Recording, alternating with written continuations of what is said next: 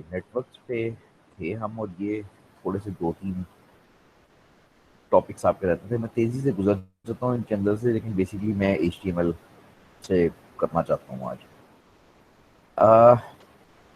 Streaming एक topic है कि इंटरनेट पे जो स्ट्रीमिंग होती है वो किस तरीके से काम करती है। स्ट्रीमिंग क्या है? वो वीडियो और ऑडियो स्ट्रीमिंग, जिसका आपको पता है, जो मतलब वीडियोस जो स्ट्रीम होती हैं यूट्यूब पे, नेटफ्लिक्स पे, वो अ, उन स्ट्रीमिंग के पीछे क्या रास्ता है।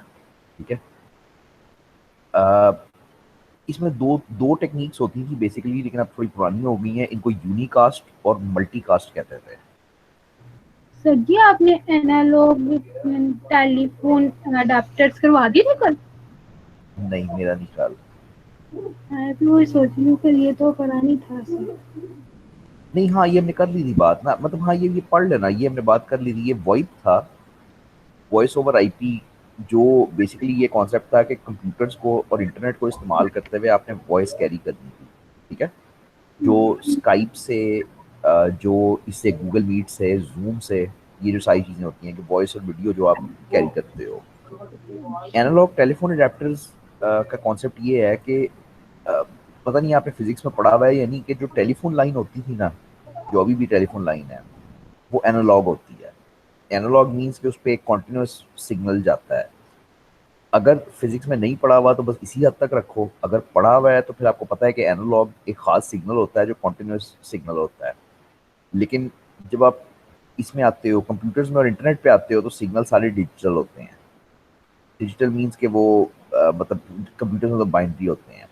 अब गेम सारी ये है कि डिजिटल सिग्नल को एनालॉग लाइनों के ऊपर कैरी करना होता है। भाई आपका सारा इंटरनेट जो है वो टेलीफोन लाइन के थ्रू चल रहा है। ठीक है, कि टेलीफोन का कनेक्शन आपके पास है तो फिर आगे बात चलती है। यहाँ पे बात सिर्फ ये हो रही है कि जो वॉइप के सारे सिग्नल्स हैं वो डिजिटल होते हैं, और उनको आपने कैरी करना होता है ऑन एनालॉग लाइंस। ठीक है। अ, दोनों फर्क सिस्टम्स हैं, और इसको दरमियान में करने के लिए जो सारा रोल प्ले कर रहा होता है वो मॉडेम कर रहा होता है। मॉडेम आपका वो उसको कन्वर्ट कर, आपके कंप्यूटर से डिजिटल सिग्नल्स देता है, उसको कन्वर्ट करता है एनालॉग में, टेलीफोन लाइन पे डालता है, और टेलीफोन लाइन दूसरे एंड पे ले जाती है एनालॉग की शक्ल में। और दूसरे एंड पे दोबारा मॉडेम लगा होता है, वो दोबारा उस एनालॉग को वापस डिजिटल में कन्वर्ट करता है, और वो दूसरी तरफ वो चीज़ निकलती है। अ, अब हम जाने लगे हैं डिजिटल कम्युनिकेशन की तरफ, जो बेसिकली फाइबर ऑप्टिक्स आपकी है। कि फाइबर ऑप्टिक्स, अगर आप जो नॉर्मल टेलीफोन की तार है उसको छोड़ के फाइबर ऑप्टिक्स की तरफ जाते हो, तो फिर आपकी कम्युनिकेशन ही डिजिटल स्टार्ट हो जाती है। फायदा क्या होता है? क्वालिटी बहुत ज़्यादा होती है, क्योंकि कन्वर्जन्स नहीं होती, मतलब बार बार आपको ये कन्वर्ट नहीं करना पड़ता कि आप डिजिटल से एनालॉग में जा रहे हो, एनालॉग से डिजिटल में जा रहे हो।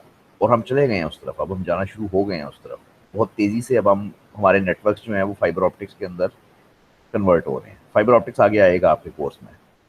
अ, बजाते खुद एनालॉग क्या होता है वो छोड़ दो, वो हमारे कोर्स में, मतलब वो बहुत दूर की बात है। वो फिजिक्स है बेसिकली।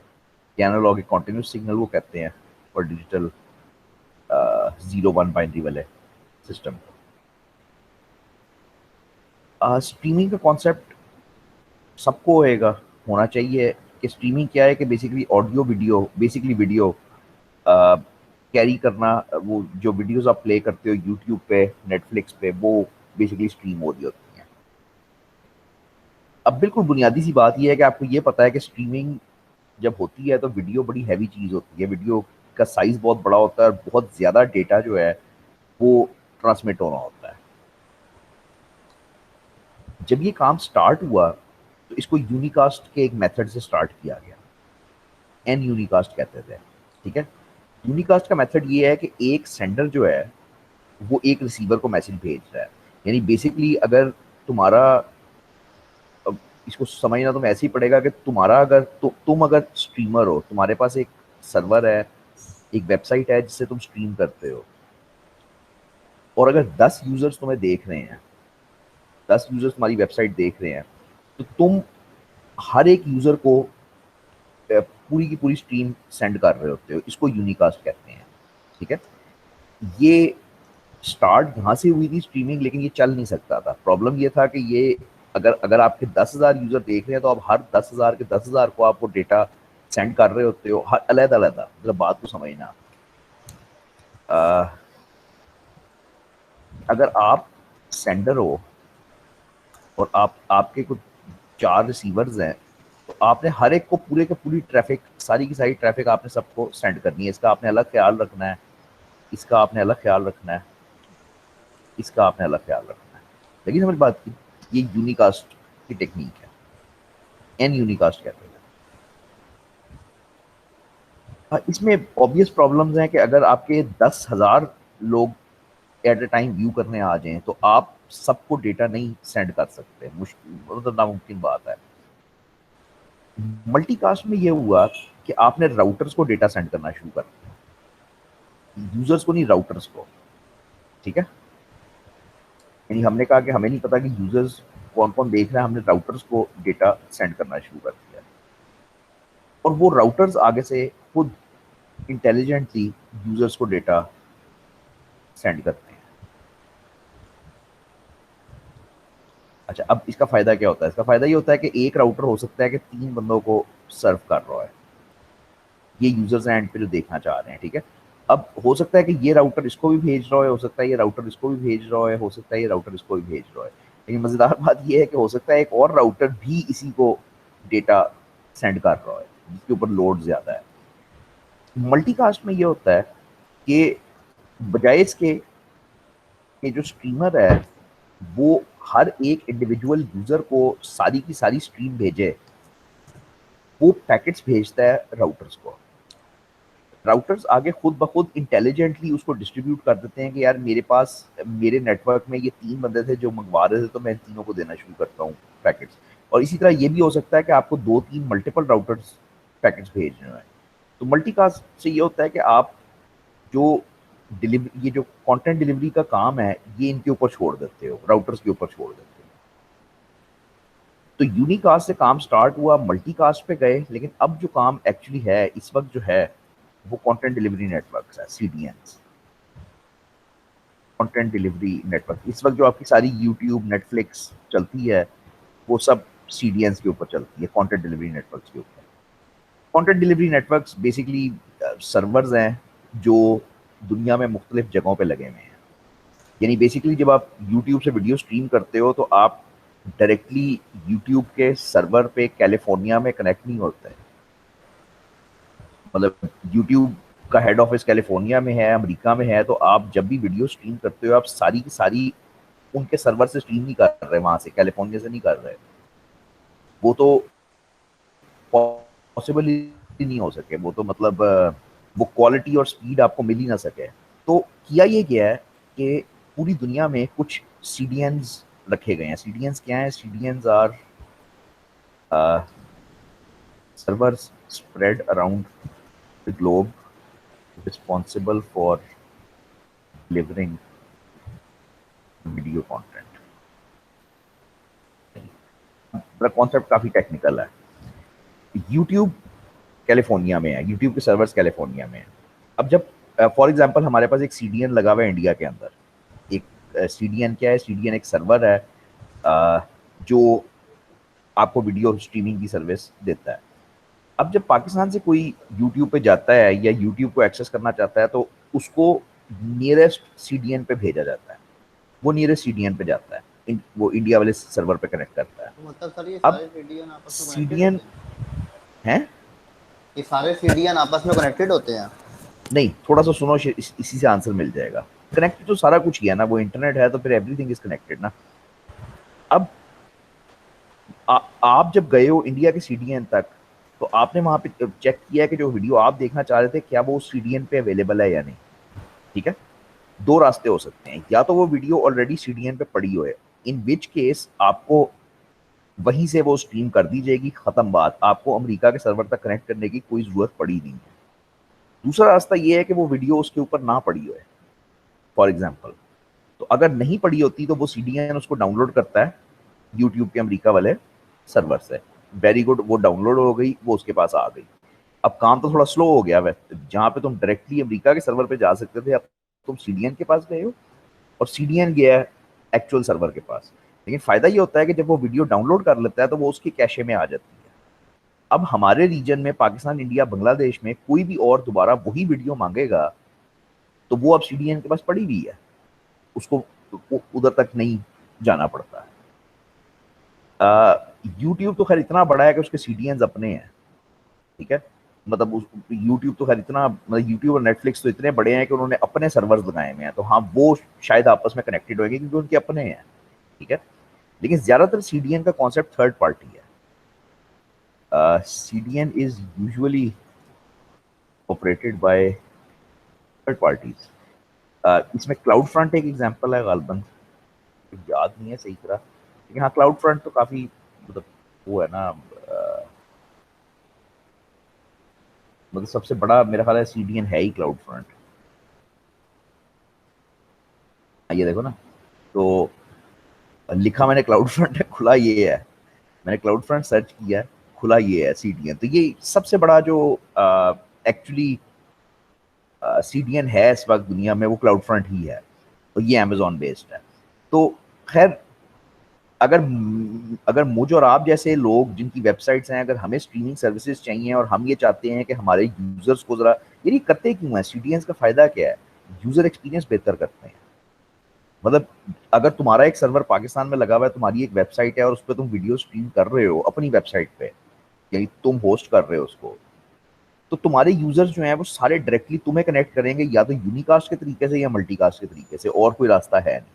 अनलेस तुम क्लाउड फ्रंट को थोड़े से पैसे दो, उनके साथ अकाउंट बनाओ, और अब क्लाउड फ्रंट के दुनिया में जहां जहां सर्वर्स लगे हुए हैं वो तुम्हारे CDNs के तौर पे एक्ट करेंगे। यानी फॉर एग्जांपल यूरोप से कोई तुम्हारी वेबसाइट खोलता है तो वो अपने लोकल CDN पे कनेक्ट करेगा और जल्दी से वो तुम्हारे इमेजेस और वीडियोस डाउनलोड कर लेगा। इस पर ये बहुत ज़्यादा फैल चुका है काम, और अभी बढ़ता जा रहा है इसका। इवन मतलब अगर इंटरेस्ट होए तो इसके मतलब मेरे ख्याल में वो भी मिल जाते हैं, इसकी लोकेशन भी मिल जाती हैं कि कहाँ कहाँ पड़े हुए हैं। फॉर एग्जाम्पल ये तुम्हें अपना, हाँ ये देखो ये दिखा रहा है, तो ये तुम्हें बता देगा कि मतलब इस वक्त अमेजोन के ये जो CDNs हैं वो कहाँ कहाँ पड़े हुए हैं। तो हाँ मतलब यही कॉन्सेप्ट है कि जो भी बंदा जाएगा वो लोकल अपने CDN तक जाएगा, उसको पूरी ट्रैफिक अमेरिका तक लेके जाने की जरूरत नहीं पड़ेगी। तो स्ट्रीमिंग में बहुत चेंज आई है पिछले 10 सालों में, स्ट्रीमिंग की टेक्निक्स में, ठीक है। और पहले ये कॉन्सेप्ट होता था कि हर यूजर सर्वर तक डायरेक्ट कनेक्ट करता था, अब वो कॉन्सेप्ट टोटली खत्म हो गया, ठीक है। अब कैशे का कॉन्सेप्ट है, अब CDNs का कॉन्सेप्ट है, ठीक है। अब पता नहीं इससे नेक्स्ट क्या होएगा, इससे नेक्स्ट भी शायद हम इसी तरफ जाएंगे। ऑन डिमांड स्ट्रीमिंग का लफ्ज मेरा रह गया है, लेकिन ऑन डिमांड स्ट्रीमिंग सिर्फ इस बात को कहते हैं जो आप आजकल करते हो कि आप कोई भी रेडियो स्टेशन चला रहे हो या कोई भी वीडियो चला रहे हो, तो आप उसको पॉज भी कर लेते हो, रिवाइंड भी कर लेते हो, फॉरवर्ड भी कर लेते हो, ठीक है। तो वो आपकी पर्सनल स्ट्रीम एक तरह से चल रही होती है। अच्छा, आप अपने लोकल CDNs बना सकते हो बाय द वे। ये मतलब अगर इंटरेस्ट हो तो आप यहाँ तक जा सकते हो। लोकल CDN क्या होता है, आपके घर में 10 कंप्यूटर हैं या 10 मोबाइल्स हैं, ठीक है। फॉर एग्जाम्पल हर बंदा एक वीडियो देख रहा है, हर बंदे ने एक चैनल को सब्सक्राइब किया हुआ है। अब पता है क्या हो रहा है, एक्चुअली हर बंदा आपके राउटर से, आपके मोडेम से रिक्वेस्ट कर रहा है कि भाई ये ट्रैफिक लेके आओ, ये वीडियो लेके आओ, और वो हर बंदा वो वीडियो जाके सर्वर से लेके आ रहा है, सर्वर से या CDN से लेके आ रहा है। यानी कि 10 बंदे वो रिक्वेस्ट करते हैं तो 10 दफा वो जाता है और लेके आता है। अगर आप अपने घर पे एक server as a CDN configure कर देते हो तो उसका मतलब पता है क्या है, कि अब वो वीडियो सिर्फ एक दफा आएगी और उस सर्वर तक आएगी। अब आपके घर में कोई वो वीडियो मांगेगा तो वो बजाय इसके कि वो इंटरनेट से ट्रैफिक लेके वो सर्वर तक जाए, वो आपके सर्वर तक जाएगा लोकली। फायदा क्या होएगा, आपकी ट्रैफिक बचेगी, आपकी स्पीड बहुत बेहतर हो जाएगी। तो this is what CDNs is very interesting topic, और कहीं ना कहीं तुम्हें ये टकराएंगे जिंदगी में, मतलब क्योंकि ये अब पिछले 4-5 सालों से फुली इंक्रीज हो रहे हैं और इसी पे काम जा रहा है। तो सर इंटरनेट है। एक्सक्यूज मी सर, हाँ जी। सर इसका मतलब है हम विदाउट इंटरनेट भी सीडीएन कॉन्फ़िगर कर सकते हैं हाँ लोकल हाँ हाँ, नेटवर्क हंड्रेड बनाकर। परसेंट यही यही मेरा पॉइंट है कि तुम एज अ तुम सीडीएन को, मतलब सीडीएन को तो इंटरनेट चाहिए होगा ना, सीडीएन ने तो कम्युनिकेट करना होगा सर्वर से, तो सीडीएन हम्म। को तुम इंटरनेट दे दो, लेकिन उसके बाद विदाउट इंटरनेट तुम बाकी सारे घर को वो वो सर्विस दे सकते हो। यस एग्जैक्टली, बिल्कुल। अ, अच्छा भाई, हम बड़ी डिटेल में चले गए हैं, बस रोकें इसको यहाँ पे। आपको जो तीन लफ्ज इसमें टॉपिक में चाहिए हैं वो ये है कि यूनिकास्ट थोड़ी सी क्लियर होनी चाहिए, उसकी डिसएडवांटेज, मल्टीकास्ट थोड़ी सी क्लियर होनी चाहिए। अरे मल्टीकास्ट में कोई खास डिसएडवांटेज नहीं है, लेकिन जाहिर बात है सीडीएन उससे बहुत बेहतर टेक्निक है, वो स्पीड बहुत तेज कर देती है। लो भी, वर्ल्ड वाइड वेब मैंने करना है, यही मैंने करना है आज। अ, तो देखने दो कि मैंने क्या करना है। ठीक है, और HTML है। लो भी, ये बातें तो अब मतलब करना जरा मुश्किल ही है। वर्ल्ड वाइड वेब, इंटरनेट जिसको तुम इंटरनेट कहते हो, तो ये इंटरनेट इजाद कब हुआ? ये 1989 में इजाद हुआ। ठीक है, 19 इजाद का मतलब क्या है यार? ये बड़ा प्रॉब्लम है कि इंटरनेट है क्या। इंटरनेट को नौवीं की किताब में लिखा हुआ है कि internet is global network of networks. Internet सिर्फ ये है। ये इसने अभी पूछा है मुझसे कि अगर वो, मतलब अगर सीडीएन हैं तो आपको कनेक्ट करने की जरूरत नहीं है, तो वाकई नहीं है इंटरनेट से। ठीक है, तो फॉर एग्जांपल ये तुम्हारी घर में तीन डिवाइसेस हैं या तीन कंप्यूटर्स हैं, ए, बी और सी। अब ये तुम्हारा अपना पर्सनल एक नेटवर्क है। ये नेटवर्क चल रहा है, इसका कोई ताल्लुक नहीं है दुनिया से, इसका कोई ताल्लुक नहीं है इंटरनेट से, नो क्वेश्चन अबाउट इट। ठीक है, ये खुद चल रहा है, वेरी गुड। इसी तरह से मेरा एक नेटवर्क चल रहा है। अब जब ये नेटवर्क आपस में कनेक्ट हो जाते हैं, वहां पे ये इंटरनेट बन जाता है। ठीक है, वैन ये नेटवर्क सर। अब, हाँ, मतलब इनको क्या कहोगे, इन नेटवर्क को क्या कहोगे? ये लैन नेटवर्क है दोनों। इन दोनों को लैन कह लो, ये दोनों घर के अंदर हैं, ये दोनों लैन है। अब ये नेटवर्क इंडिपेंडेंटली चल रहा है, ये आपस में बात कर रहे हैं, कम्युनिकेट कर रहे हैं, ये आपस में बात कर रहे हैं, कम्युनिकेट कर रहे हैं। इस तरह दुनिया में हजारों लाखों करोड़ों नेटवर्क्स बन गए। अब हमारे पास दुनिया में एक सिस्टम है टेलीफोन लाइन का, ठीक है, जो पूरी दुनिया में फैली हुई है। तो तरीका सिर्फ ये है कि आप इस टेलीफोन लाइन पे, अगर ये भी, फॉर एग्जांपल ये वाला नेटवर्क भी इस टेलीफोन लाइन पे कनेक्ट कर जाए और ये वाला नेटवर्क भी टेलीफोन लाइन पे कनेक्ट कर जाए, तो अब ये दुनिया, ये दोनों आपस में बात करना शुरू हो सकते हैं ना। भाई जरूरी नहीं है कि एक्स इजाजत दे कि ये वाला नेटवर्क उसकी उसका डेटा देख सके, लेकिन बल पॉइंट ये है कि जैसे ही तुमने दुनिया के सारे ये छोटे छोटे नेटवर्क्स एक जाल पर डाल दिए, तो बस ये एक ग्लोबल नेटवर्क ऑफ नेटवर्क्स बन गया, जिसको आपने इंटरनेट का नाम दे दिया। इंटरनेट की जो शक्ल आप जानते हो आज, वो 1989 में बनाई गई है। ठीक है, जो नाम है जिस बंदे का, जिसको क्रेडिट दिया जाता है, वो ये है, टिम बर्नर्स ली। तो मतलब इंटरनेट किसने इजाद किया, कहा यह जाता है कि टिम बर्नर्स ली, लेकिन एक्चुअली बस ठीक है, मतलब क्योंकि नेटवर्क्स एग्जिस्ट करते थे 1960 से, तो सिर्फ इसका रोल ये था कि इसने ब्राउजर सेट किया था और एक कम्युनिकेशन का एक स्टैंडर्ड तरीका दिया था। बहरहाल खैर, ये इसको कहा जाता है कि इसने इजाद किया था 1989 में। और कहाँ किया था? सन में किया था। ठीक है, अ, तो internet was first used in Sun for scientists to collaborate on scientific। Sun अभी भी जिंदा है। सन दुनिया का सबसे बड़ा फिजिक्स का एक्सपेरिमेंट है। ठीक है, ये स्विट्जरलैंड और फ्रांस का जहाँ पे बॉर्डर है, वहाँ पे जमीन के नीचे कोई पता नहीं 25 किलोमीटर लंबी एक टनल बनाई गई है। उस टनल के अंदर इलेक्ट्रॉन्स को भेजते हैं और वो इलेक्ट्रॉन्स स्पीड ऑफ लाइट के करीब जाते हैं। मतलब वो फिर उसको वो करके वो इलेक्ट्रॉन्स को टकराते हैं, फिर वहां से न्यूट्रिनोज और चीजें बनती हैं। मतलब ये फिजिक्स का एक एक्सपेरिमेंट है, 50 साल से चल रहा है, बहुत कुछ इन्होंने डिस्कवर किया है। तो वहां पे हजारों साइंटिस्ट काम करते थे। ठीक है, उनको आपस में डेटा शेयर करने की जरूरत पड़ती थी, उनको आपस में रिसर्च शेयर करने की जरूरत पड़ती थी, तो उन्होंने इस काम के लिए बेसिकली इंटरनेट और ब्राउजर्स बनाए थे। और वो बड़ी तेजी से पूरी दुनिया को उसने टेक ओवर कर लिया एक तरीके से, इंटरनेट ने ना। तो टिम बर्नर्स ली लफ्ज याद रखना, 1989 याद रखना, और सन के बारे में थोड़ा सा जरूर पढ़ना, बड़ी इंटरेस्टिंग चीज है। अच्छा, इंटरनेट की एक और डेफिनेशन ये दी जाती है कि internet is a collection of documents linked to each other. Internet पे एक्चुअली है क्या, हजारों लाखों, मतलब एक्चुअली शुरू कहाँ से हुआ था इंटरनेट? जिस तरह तुम्हारी वर्ड की फाइलें हैं ना, तो बजाय इसके कि वर्ड की फाइलों को मैं माइक्रोसॉफ्ट वर्ड में खोलूं, उनको मैं ब्राउजर में खोलना शुरू कर। भाई वर्ड की फाइलों में होता तो डेटा ही है ना, डेटा ही लिखा होता है। तो बजाय इसके कि मैं उसको वहां पे खोलूं, मैं उसको ब्राउजर में खोलना शुरू कर दूं। तो मुझे ये बेसिकली इंटरनेट स्टार्ट हुआ था, ठीक है। फिर उसके अंदर ऑडियो आई, फिर वीडियो आई, फिर ये मतलब वो अब तुम्हें शक्ल पता है कि इंटरनेट की इस वक्त ब्राउजर्स की क्या होती है। लेकिन इसमें जो कीवर्ड था वो लिंक था। ये सारे डॉक्यूमेंट्स आपस में लिंक्ड थे किसी तरीके से, हाइपर लिंक्स होते थे, ठीक है, कि एक पे क्लिक करोगे तो दूसरा डॉक्यूमेंट ओपन होएगा। मैं जाता हूँ इसकी तरफ अभी, और बस अब इसको स्टार्ट करें। सर्वर क्लाइंट की हमारी कल बात हो गई है, यूआरएल्स की भी कल बात हुई है, और मैं अब इसको स्टार्ट करना चाहता हूँ। लो जी, तो करना क्या है, हमने बहुत ही हल्का सा हमने HTML करनी है, बहुत ही हल्की। ये ना समझना बिल्कुल कि हमें ये करने के बाद HTML आ गई।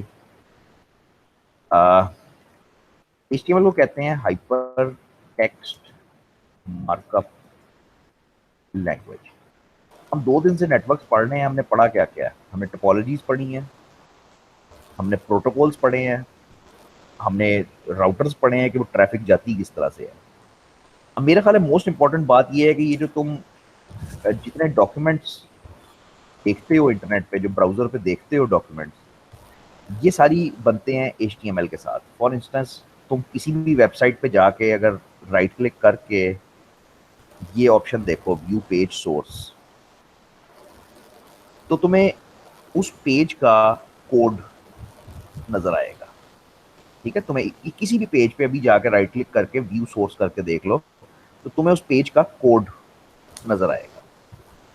ये कोड इंतहाई अच्छा लिखा हुआ है, साफ लिखा हुआ है। कई वेबसाइट्स होंगी तुम्हें समझ नहीं आएगी क्या लिखा हुआ है। तो बस ये सिंपल है कि ये पहला ही लफ्ज लिखा हुआ है कि ये HTML की कोई फाइल है और उसके ऊपर ये सारा डेटा लिखा हुआ है। तो किसी प्रोग्रामर ने बैठ के ये सारा कोड लिखा है, जिसके एंड पे रिजल्ट ये है कि तुम्हें ये वेबसाइट इस शक्ल की नजर आती है, ठीक है।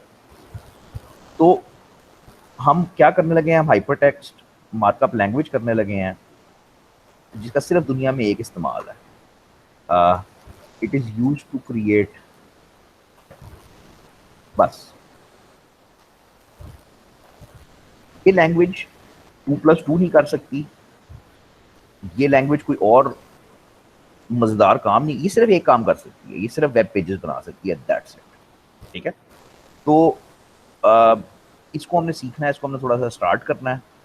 तो इसके बारे में कुछ इंपॉर्टेंट बातें ये हैं कि ये एक टैग बेस्ड लैंग्वेज है। ये 5 मिनट में क्लियर होएगा क्या है। ये नॉट केस सेंसिटिव है, यानी छोटे में लिखो कैपिटल में लिखो फर्क नहीं पड़ता।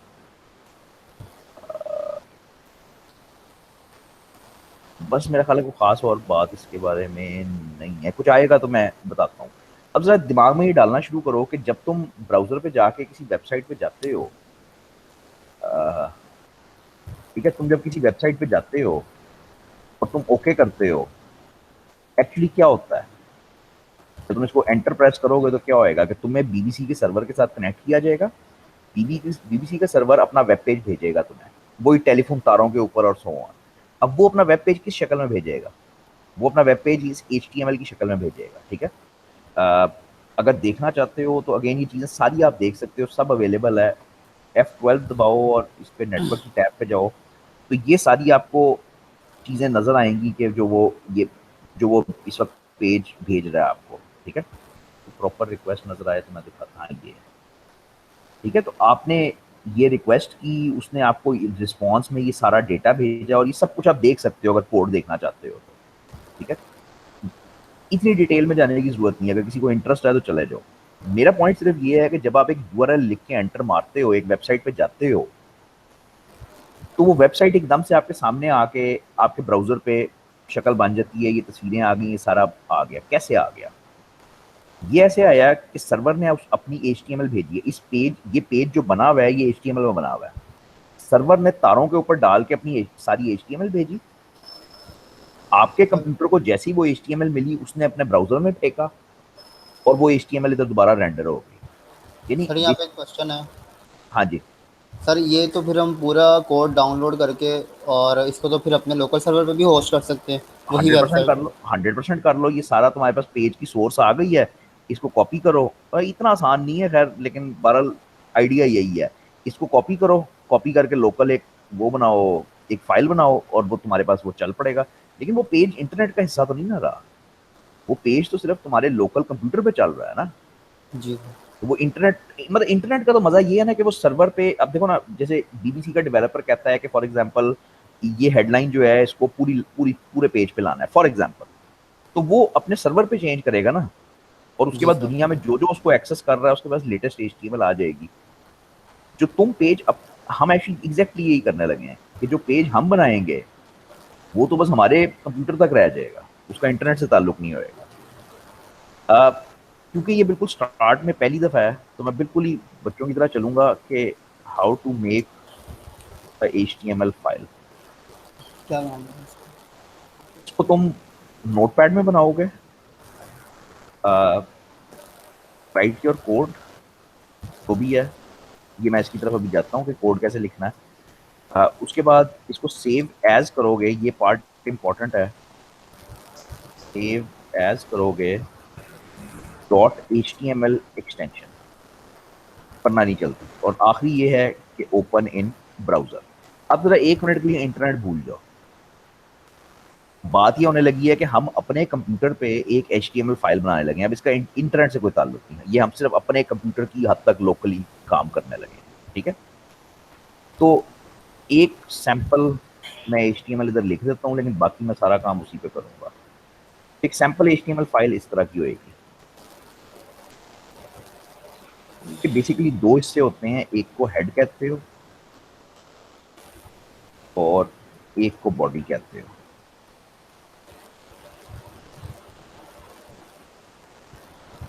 और अगेन अगर आपकी कोई भी प्रोफेशनल वेबसाइट देखोगे आपको ये हिस्से नजर आ जाएंगे। ठीक है, अच्छा, बाकी सारा काम मैं उधर करूंगा, एक्चुअली प्रैक्टिकली करूंगा। तो ये, अब जब एक फाइल बनानी है तुमने HTML की, तो उसकी बेसिकली ये शक्ल होती है। ठीक है, मैंने तुम्हें कहा था कि ये टैग बेस्ड लैंग्वेज है। टैग इसको कहते हैं, टैग ये है, थोड़ा सी चीज लिखी हुई है ना, this is a tag. Tags को आपको सोचने के लिए क्या है, टैग्स आर कमांड्स जो हम दे रहे हैं। देखो, हर चीज को करने का ना एक तरीका होता है। माइक्रोसॉफ्ट वर्ड में तुम्हें समझाया गया है, तुम्हें पता है कि हाँ, तुम्हें पता है कि अगर तुमने किसी चीज को हाईलाइट करना है या बोल्ड करना है तो तुम पहले उसको सेलेक्ट करते हो और फिर बटन दबाते हो, तो वो हाईलाइट हो जाती है, कुछ हो जाता है। अब तुमने माइक्रोसॉफ्ट वर्ड को तुमने कमांड कैसे दी है, तुमने सेलेक्ट किया और तुमने कोई बटन दबा दिया। इस तरह से माइक्रोसॉफ्ट वर्ड को पता चला है कि तुम उसको येलो करना चाह रहे हो। फॉर एग्जाम्पल, HTML को कमांड देने का तरीका टैग्स है। यानी मैं HTML को कहना चाह रहा हूँ कि इस डेटा के ऊपर फलानी कमांड चला दो। फॉर एग्जाम्पल, है तो गलत, लेकिन अगर मैं तुम्हें समझाने के लिए कहूँ तो येलो कर दो मेरे नाम को। अगर मैंने ये वर्ड में करना होता अपने नाम को, तो मैं अपने नाम को पकड़ता, सेलेक्ट करता और बटन दबा देता। लेकिन अगर HTML को कहना है तो मुझे उसको टैग्स की जबान में कहना है। टैग्स की जबान में मैं ऐसे कहूंगा कि ये ओपनिंग टैग होता है और ये जो स्लैश के साथ लगा होता है ना, ये जो स्लैश लगी हुई है एंड पे, ये क्लोजिंग टैग होता है। कॉन्सेप्ट ये है कि ओपनिंग टैग से क्लोजिंग टैग तक, मतलब ये तुम कमांड दे रहे हो, तुम कह रहे हो यहाँ से येलो शुरू कर दो और ये येलो यहाँ पे खत्म कर दो, दरमियान में जो भी चीज होएगी वो येलो हो जाएगी। This is how you need to think about कि टैग्स के जरिए से काम कैसे करोगे, कमांड्स कैसे दोगे। लेकिन टैग्स को प्लीज कमांड्स की तरह समझा करो। अच्छा, अब ये क्या है, अब तुम्हें ये पढ़ के थोड़ा समझ आना चाहिए कि यहाँ से HTML का टैग स्टार्ट हो रहा है और ये HTML का टैग एंड हो रहा है, विच मीन्स कि तुम्हारी ये पूरी फाइल जो है, पूरा जो डेटा है, ये सब HTML के अंदर है। तो ये एक कमांड देने का तरीका है कि ये एक HTML फाइल है। इसके दो हिस्से हैं, ये इसका हेड है और ये इसकी बॉडी है। वैसे थोड़ा सा गलत गलत है ये बात, लेकिन बहरहाल अगर तुम एक ब्राउजर को देखो, बल्कि खाली विंडो को देखो, एक ब्राउजर को देखो, तो ये जो ऊपर उसका हिस्सा है जिसमें ये टाइटल बार है, कुछ बटन्स बने हुए हैं, URL लिख सकते हो, कुछ फेवरेट्स हैं, ये हिस्सा जो है ये पेज का हेड कहलाता है। और जो एक्चुअल सारा पेज है जहाँ पे सारा चीज आती है उसको बॉडी कहते हैं। ये थोड़ा सा गलत है तरीका, क्योंकि हेड एक्चुअली स्क्रिप्टिंग के लिए इस्तेमाल होता है, लेकिन फिलहाल हमारा उससे कोई ताल्लुक नहीं है। अच्छा, अब ये काम सारा करके ही समझ आता है, ऐसे नहीं समझ आ सकता। तो नोटपैड खोलो और ये चीज़ ज़रा टाइप कर दो, ठीक है। इस वक्त ना करना, घर जाके करना, इस वक्त सिर्फ देखो। बॉडी और बॉडी, ठीक है। मैंने एक बिल्कुल सादी HTML फाइल जो मैंने वहाँ पे लिखी है मैंने टाइप कर दी, इसको सेव एज करो। मैं डेस्कटॉप पे सेव करता हूँ, मेरा नाम है test.html, ये ज़रूरी है। जब फाइल को सेव करते हो तो नाम तो जो मर्जी रखो ना, ज़ाहिर बात है, लेकिन एक्सटेंशन उसकी .html रखना लाजमी है ताकि वो ब्राउज़र में खुल सके। अच्छा, अब अगर जाके डेस्कटॉप पे देखोगे तो तुमने खोला था नोटपैड, और नोटपैड खोल के तुमने एक फाइल, मैंने नोटपैड प्लस प्लस खोला, लेकिन मतलब बात वही है। तो तुमने एक फाइल बनाई, लेकिन वो ये फाइल यहाँ पे ब्राउजर की फाइल बनी है खुद ब खुद। ये HTML से होता है ना कि जब HTML करोगे तो वो ब्राउजर की फाइल बन जाएगी। अच्छा, इसको डबल क्लिक करो, स्टार्ट करो, तो ये तुम्हारी फाइल ओपन हो गई है। क्या है इसके अंदर? कुछ भी नहीं, खाली है। लेकिन ये test.html, अब ये जरा देखो, इसको जरा समझने की कोशिश करो। URL देखो, मेरा URL लोकल है। अब इसका इंटरनेट से कोई ताल्लुक नहीं है, मैं सिंपल अपने ब्राउजर के ऊपर एक टेस्टिंग कर रहा हूँ, एक पेज बना रहा हूँ, ठीक है। इंटरनेट का इससे फिलहाल कोई ताल्लुक नहीं, वहां पे फिर होस्टिंग आ जाएगी। सर इसको सोर्स करेगा जरा, जी, व्यू सोर्स करेगा इसका। वही कोड आ जाएगा जी जो आपने लिखा है, ठीक है ना।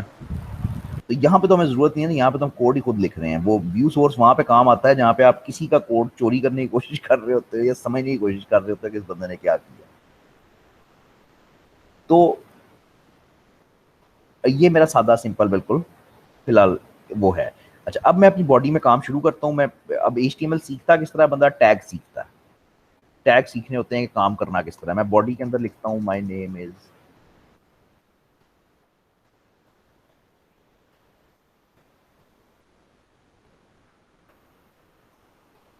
जी मैं 3 सेंटेंसेस लिखता हूँ। कहाँ लिखे हैं मैंने? बॉडी के अंदर लिखे हैं, बॉडी का टैग लगा।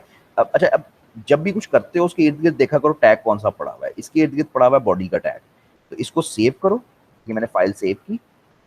वापस ब्राउजर पे जाओ और जाके रिफ्रेश कर लो। रिफ्रेश करोगे तो जो भी तुमने लेटेस्ट चेंज की होगी, मतलब ये तुम्हारा लेटेस्ट कोड उठ के आ गया। अब रिफ्रेश करोगे ना तो वो ये आ गया।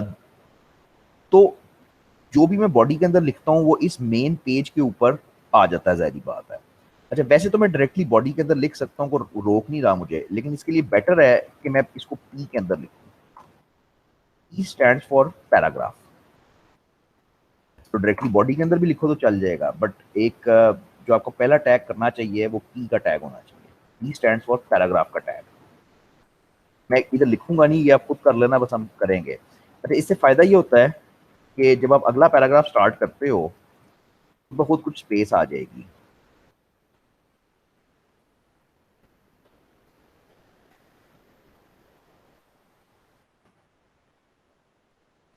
है, तो इसको सेव करो, ब्राउजर पे जाओ, रिफ्रेश करो, तो तुम्हें नजर आएगा कि जहाँ पे पहला पैराग्राफ खत्म होता है, यहाँ पे पहला पैराग्राफ खत्म हुआ ना, तो यहाँ से अगला पैराग्राफ स्टार्ट हो जाता है। पॉइंट ये है कि पी ना भी लिखो तब भी काम चल जाता है, लेकिन लिखना चाहिए।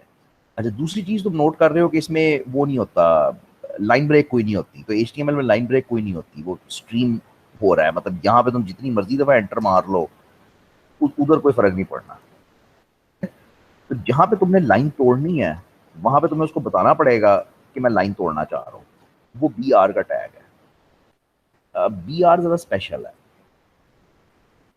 यानी बेसिकली मैं जितने टैग्स करूंगा होएगा ऐसे ही कि मैं टैग स्टार्ट करूंगा और टैग एंड होएगा, ठीक है। लेकिन ये बी आर जरा स्पेशल टैग है because this has no closing tag. B R समझो एक स्टैंड अलोन सिंगल टैग है, जिधर जिस मर्जी जगह पे लगाओगे समझो वहां पे एंटर दब गया है। अब मैं इसको सेव कर रहा हूं।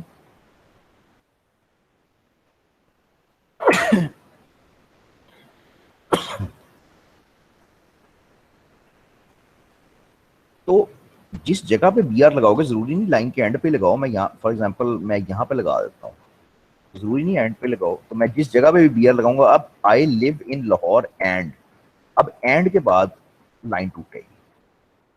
अब एंड के बाद लाइन टूटेगी और ये मेरा अच्छा सा पैराग्राफ की एक शक्ल डेवलप हो गई। ठीक हो गया। दो टैग्स की बात की हमने, पी जो पैराग्राफ बनाता है और बी आर जो लाइन ब्रेक बनाता है। अब नॉर्मली पेज स्टार्ट होता है हेडिंग से। हेडिंग्स के लिए तुम्हारे पास बहुत सारे टैग्स हैं। H1 से लेके मैं ऐसे लिख देता हूँ, H1 से लेकर H6 तक है क्या, वैसे तो ट्राई करके देख लो, लेकिन डिफरेंट साइज की हेडिंग्स हैं। कोई जिस तरह माइक्रोसॉफ्ट वर्ड में तुम हेडिंग, एक मेन हेडिंग, सब हेडिंग और इस तरह की चीजें दे सकते हो ना, इसी तरह यहाँ पे दे सकते हो। तो हेडिंग होनी कहाँ चाहिए, हेडिंग टॉप पे होनी चाहिए, पेज के बिल्कुल ऊपर होनी चाहिए। तो मैं कहता हूँ कि यहाँ पे मैं एक हेडिंग दे देता हूँ, H1 my first web page. क्या, बाय द वे इसको ऐसे लिख लो एक लाइन के अंदर, इसको ऐसे लिख लो 3 लाइनों के अंदर, इवन इसको ऐसे लिख लो जरा इंडेंट करके और प्रॉपर तरीके से। हर चीज एक ही है। मतलब ये है कि मैं इस चीज के ऊपर H1 की कमांड दे रहा हूँ। तुम्हें बेसिकली ये पता होना चाहिए कि H1 क्या करता है। H1 हेडिंग बनाता है, तो ये H1 आ गया। अब अगर तुम पैराग्राफ्स के अंदर पैराग्राफ्स को सब हेडिंग देना चाहते हो, for example just as an example, तो मैं इसको हेडिंग देता हूँ H4 या 3 या जो भी है, फर्स्ट पैरा, और इसी तरह से इसी को कॉपी कर लो। तो जहां पे अगला पैराग्राफ शुरू होता है उससे पहले मैं हेडिंग देता हूँ पैरा। तुम्हारे वेब पेज की एक शक्ल डेवलप होनी शुरू हो जाती है, ठीक है, कि वो हेडिंग आ गई, वो आ गया, वो आ गया, वो आ गया, ठीक है। अच्छा, यहाँ तक कोई मसला? ये खेलने से ही आएगा। ये आप आज जाके करोगे और फिर कल मुझे कहोगे कि ये फलानी चीज में मसला है, फलानी चीज में मसला। सर इसमें कमेंट होते हैं? कमेंट का क्या मतलब? जो हम प्रोग्रामिंग लैंग्वेज में प्रोग्रामिंग कमेंट्स में देते हाँ हैं। हाँ हाँ, बिल्कुल बिल्कुल होते हैं, बिल्कुल होते हैं। ये इस तरीके से दोगे। अच्छा, ये बहुत सिंपल है ना, मतलब तुम्हें जो चीज़ करनी है तुम गूगल पे जाके लिखो how to add comments to HTML, तुम्हें टैग्स मिलते जाएंगे। ये देखो तुम्हें फौरन उसने टैग पकड़ा दिया कि ये मेरा कमेंट का टैग है। तो और HTML बाय द वे सीखता भी बंदा इसी तरह कि आपका जो नई चीज़ करने को दिल चाह रहा है, कि फॉर एग्जांपल फलानी चीज़ मैंने करनी है, उसका टैग आपको नहीं पता, तो गूगल पे जाके टैग, बेसिकली तुम्हें टैग चाहिए। इस्तेमाल करना तो तुम्हें आ गया, तुम्हें समझ आ गई कि चीज़ें इस्तेमाल कैसे करनी है। अब अगर मैं तुम्हें टैग दे दूँ और उसका एक छोटा सा एग्जाम्पल दे दूँ, तो बस अब आगे तुम संभाल सकते हो। तो paragraphs, line break, headings, headings में मल्टीपल चीज़ें आ जाती हैं। अब इसके बाद है हाइपरलिंक्स। ये बड़े ज़रूरी हैं, यही तो असल गेम है सारी। शायद कोई बंदा है जिसको हाइपरलिंक का ना पता हो, वैसे मुश्किल ही है। तो हाइपरलिंक क्या होता है? हाइपरलिंक ये लिंक्स होते हैं ना जो आपको पेज पे मिलते हैं। ये जिसके ऊपर, लिंक के ऊपर आप क्लिक करते हो और कोई और पेज खुल जाता है, ठीक है।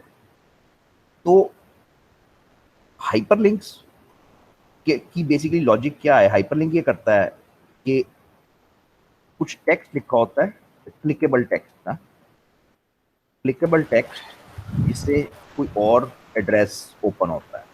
जरा फॉलो करना बात को। तुम्हारे पेज के ऊपर कुछ लफ्ज लिखे हुए हैं जो क्लिकेबल हैं, उनको क्लिक कर सकते हो, ये हाइपरलिंक है। उसको क्लिक करते हो तो कोई और वेब पेज खुल जाता है। यानी कोई और एड्रेस खुल जाता है। ये एंकर टैग से होता है। इसको ऐसे लिखते हो एंकर टैग को, एड्रेस, ये लेबल है और ये एंकर है। ज़रा फॉलो करना बात। तो एंकर टैग कहते हैं और इसको ऐसे लिखते हैं कि ये ज़रा डिफरेंट लगेगा तुम्हें। ये एंकर टैग स्टार्ट हो रहा है ए का और ये ए ख़त्म हो रहा है, ठीक है। तुम्हें ये दरमियान में थोड़ा अजीब लगेगा लेकिन ये ऐसे ही है। अच्छा, एड्रेस उस वेब पेज का एड्रेस है जो तुम ओपन करवाना चाहते हो, और लेबल वो टेक्स्ट है जो वहाँ पे लिखा हुआ, ठीक है। इसको मैं यहीं पे छोड़ूंगा, मैं करूँगा इसको। तो पहले ये सोचो कि तुम क्या करना क्या चाहते हो। फॉर एग्जाम्पल मैं ये चाहता हूँ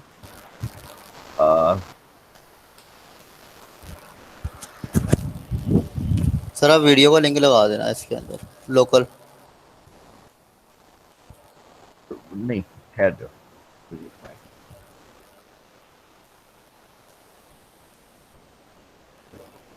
अच्छा, तो मैं लाइन ब्रेक डाल दूं यहाँ पे। तो पहले ये सोच लो कि करना क्या चाहते हो। तो मैं ये चाहता हूँ कि फॉर एग्जांपल ये जो हेयर का लफ्ज है, ये जो क्लिक हेयर का जो लफ्ज है, इसको मैं हाइपरलिंक करना चाहता हूँ।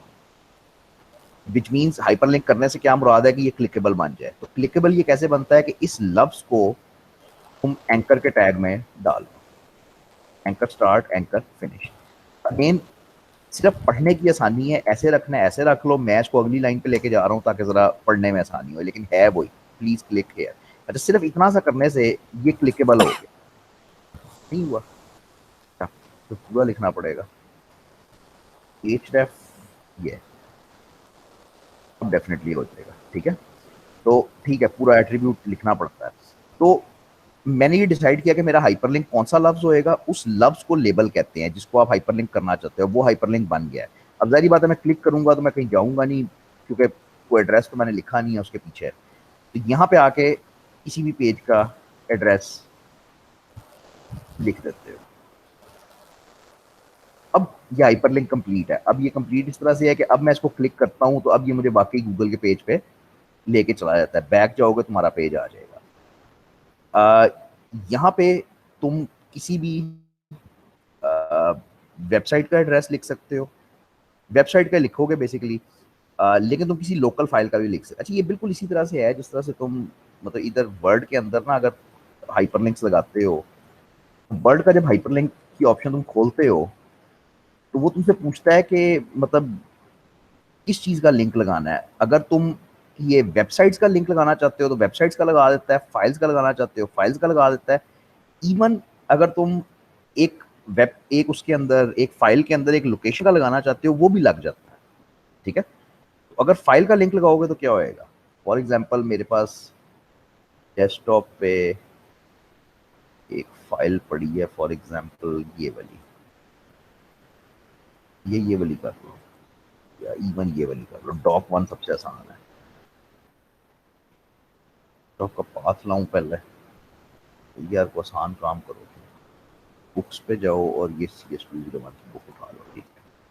तो आपको जहरी बात है फिर अपनी लोकल उसका पाथ देना पड़ेगा। वैसे तो ये ज्यादातर आप वेब का ही करोगे कि आप वेब के ही लिंक्स लगाओगे, ठीक है।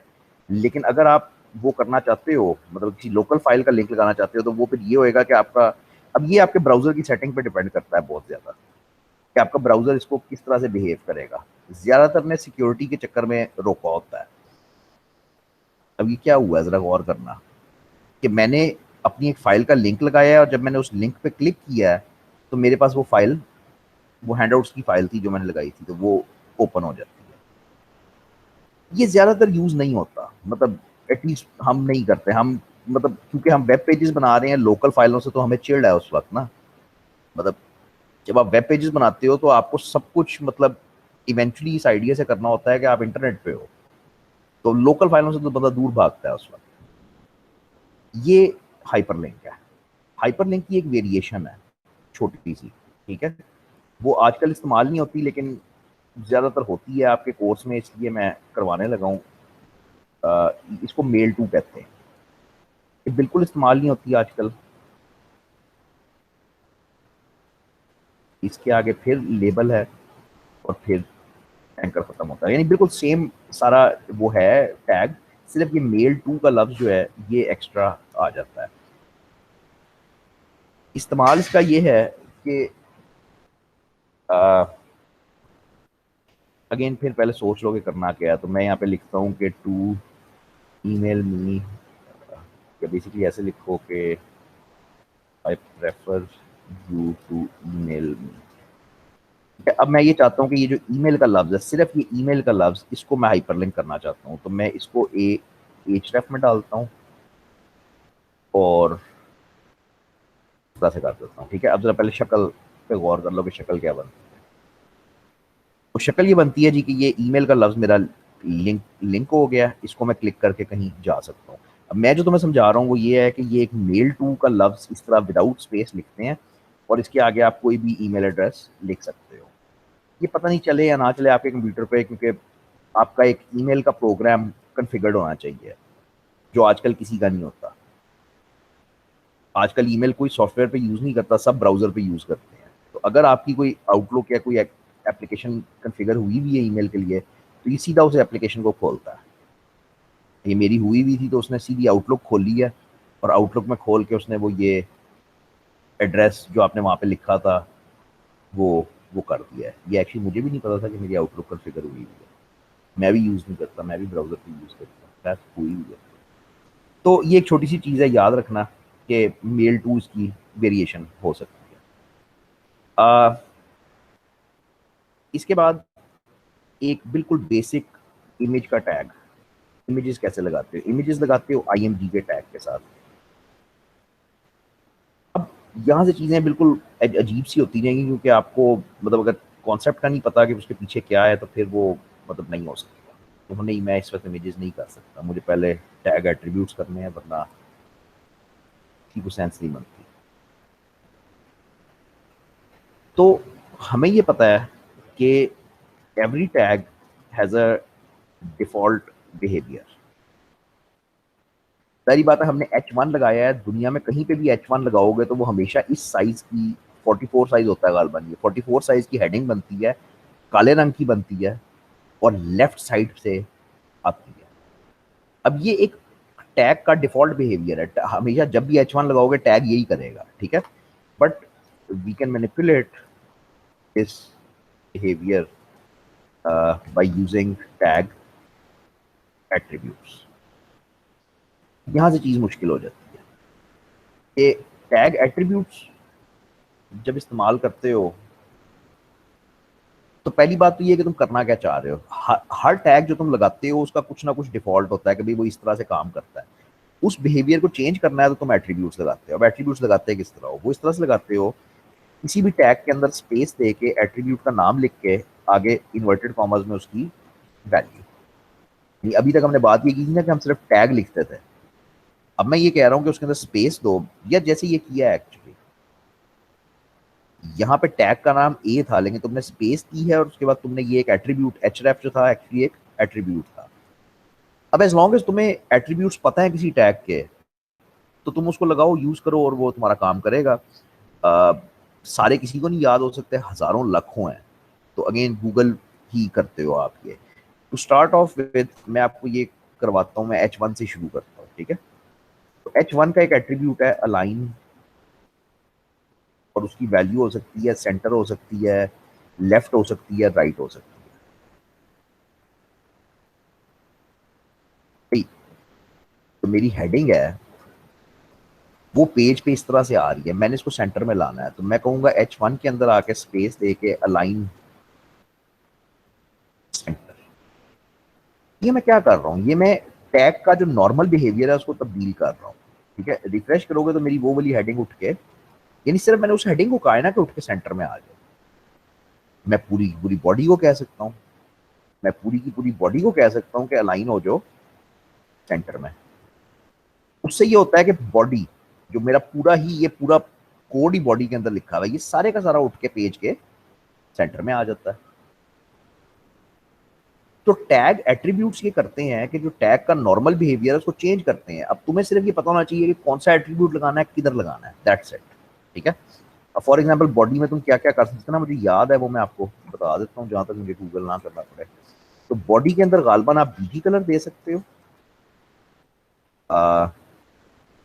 टेक्स्ट दे सकते हो और आई थिंक इवन लिंक दे सकते हो। ये तीनों कलर्स हैं, इसके अलावा अलाइनमेंट कर सकते हो। बॉडी में ये कम से कम 4 मुझे ये याद है। ये पहले तीनों कलर है, लगाते हैं, जरा लगा के देखते हैं। अच्छा, अब मेरी बॉडी की अलाइनमेंट तो सेंटर है, मैंने एक और एट्रीब्यूट लगाना है, तो स्पेस दो उसी के अंदर और लगा दो BG colour is equal to pink. BG colour background colour, सारी बात है। रिफ्रेश करो तो तुम्हारा बैकग्राउंड कलर पेज का वो हो जाता है।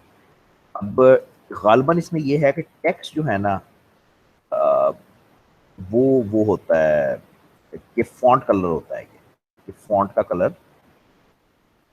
क्या चल रहा है, तो वो फॉन्ट का कलर वो आ जाता है। और इसी तरह से तुम इवन लिंक का कलर चेंज कर सकते हो। लिंक को अगर तुमने येलो करना है, लेकिन वो लिंक क्लिक हुए हैं, पता नहीं अब होएगा या नहीं। अब जो क्लिक नहीं हुआ हुआ था वो हो गया, मतलब ये जब क्लिक करते हो तो कलर चेंज हो जाता है ना, तो इसलिए वो है। तो ये 3 कलर्स हैं और साथ तुम बॉडी को अलाइन कर सकते हो। टैग एट्रीब्यूट बहुत ही पावरफुल चीज है, जो बस ये है कि जब भी तुम्हें किसी टैग का बिहेवियर चेंज करना है तो तुम्हें उसका एट्रीब्यूट पढ़ना है कि वो क्या होता है, और तुमने उसको इम्प्लीमेंट कर देना है कि भाई मैं इसको यूज करके देखता हूँ। अच्छा, अब कुछ और टैग्स 5 मिनट में, और फिर हम इसको खत्म करें। एक इमेज का टैग, इमेजेस का टैग है, नहीं आता आपको गूगल करके देख लो। तो इसमें IMG है, जिसमें मेनली असल में एक्चुअली एक चीज सोर्स आपने देनी होती है, ठीक है, लेकिन 99% इसमें आपको हाइट और विड्थ भी देनी पड़ती है। हाइट और विड्थ भी देनी पड़ती है। ये इमेजेस का टैग है, ये आपकी बुक में शायद ना होए, मतलब अब मैं शायद बुक से आगे जा रहा हूँ। और इसी तरह से वीडियोस का टैग है, videos embed, video and audio, ये इम्बेड के टैग से चलती हैं। मुझे याद नहीं है इसके एट्रीब्यूट्स, लेकिन सोर्स तो होएगा ही ना, सोर्स तो लाजमी होगा। अच्छा हाँ, इसमें एट्रीब्यूट्स ऐसे होते हैं, ऑटो प्ले जैसे, ऑटो प्ले जैसे, लूप जैसे, ये एट्रीब्यूट्स होते हैं। और ये स्टैंड लोन टैग्स हैं, आप सिर्फ ये लगा देते हो टैग और दैट्स इट, और आपको कुछ नहीं करना। अच्छा, अब मुझे चाहिए एक इमेज जो यहाँ नहीं है, तो एक इमेज बना लें।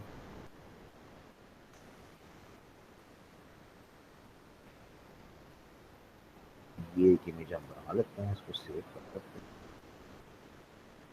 ये JPEG में है, इसका नाम मैं रख रहा हूँ A और JPEG है, ये याद रखना, ठीक है। तो ये मैंने डेस्कटॉप पे एक इमेज बना लिया, A नाम का है, और इसका ये JPEG। यार ये एक्चुअली स्लाइड्स भी पड़ी थी, इनको भी यूज कर सकते हैं। अच्छा, अब मैं कहता हूँ कि जहाँ पे मेरा पैराग्राफ खत्म हुआ है, जहाँ पे एंड हुआ है, वहां पे मैं IMG का टैग देता हूँ, उसको SRC देता हूँ। SRC का मतलब है सोर्स, उसके अंदर मैं कौन सा इमेज लोड करना चाह रहा हूँ। तो मैंने कहा A.JPEG मैं लोड करना चाह रहा हूँ।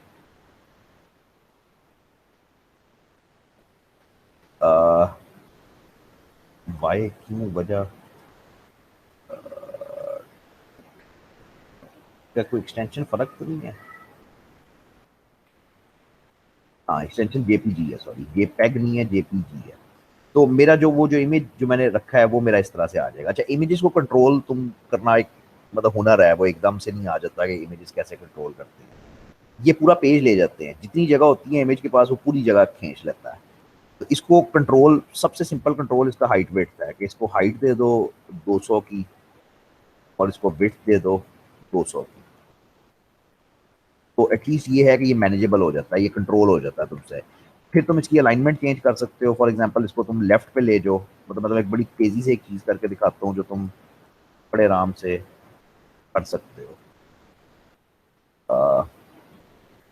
एक्चुअली ये 3 इमेजेस हैं तो एक जैसे ही, लेकिन बहरहाल ये तुम्हें 3 इमेजेस एक लाइन में मिल जाते हैं। प्लस इट्स जस्ट कि आपको कितना HTML आती है, कितना इंटरेस्ट है, मतलब वो सिर्फ टैग्स की ज़बान है जो टैग में चलती जाती है। इसको आप मार्की में डाल दो।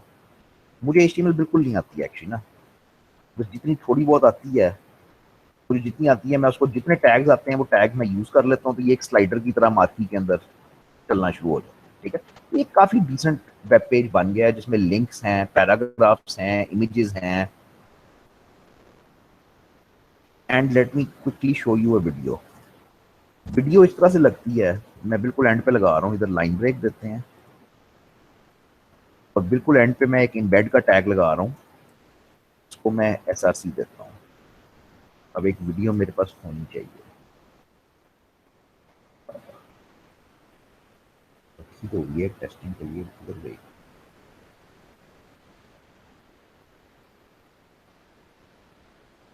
और रखी हुई है यार एक टेस्टिंग के लिए, लेकिन अब नजर नहीं आ रही। ये है, तो ये है MP4 वीडियो, ठीक है। तो मैंने कहा कि ये इसका नाम है और इसकी एक्सटेंशन है MP4। उम्मीद है कि सिर्फ इतना करने से कम मेरा वो वीडियो वाला प्लेयर तो चल पड़ेगा। तो ये वो आ गई वीडियो, उसको वो प्ले करोगे तो ये वो प्ले हो जाएगी। इम्बेड का टैग क्या करता है कि इम्बेड का टैग तुम्हें ये छोटा सा वीडियो प्लेयर दे देता है। अब जौन सी भी फाइल तुमने पीछे लगाई हुई है, मैंने कौन सी फाइल लगाई है, मैंने ये वाली फाइल लगाई है, फाइल एग्जाम्पल जो भी है, तो जौन सी भी फाइल लगाई हुई है वो स्टार्ट हो जाती है और प्ले हो जाती है, ठीक है। HTML में यार बहुत ज़्यादा चीज़ें हैं, ज़ाहिरी बात है, बहुत ही ज़्यादा है। तो मतलब आपने सिर्फ वही करना है जिस हद तक आपका कोर्स है। मैं आपके कोर्स से बाहर चला गया हूँ। तो आपके पास H1 है, पैराग्राफ है, बॉडी है, ये सब कुछ है। उसके बाद लिंक्स हैं, उसके बाद बी के टैग में चला जाता है, ठीक है। और बस यहाँ पे ख़त्म हो जाता है। बहुत ही थोड़ा है, मतलब ये इमेजेस, वीडियोस, ये चीज़ें नहीं हैं आपके पास। तो बस जहाँ तक बुक है प्लीज़ वहाँ तक करना। मैं नेक्स्ट टाइम XML से स्टार्ट करूंगा, विच इज 75, ठीक है। XML से ये HTML वाले 3-4 हैं टॉपिक्स, इनको पढ़ना और मतलब इंटरेस्ट होए तो तुम इसको गूगल पे लेके जाओ, एक एक चीज तुम्हें मिल जाएगी, नो क्वेश्चन अबाउट इट, ठीक है। ये फाइल मैं आपको दे दूंगा, ये मैं ग्रुप में रख, ठीक है। भी कोई सवाल, कोई प्रॉब्लम?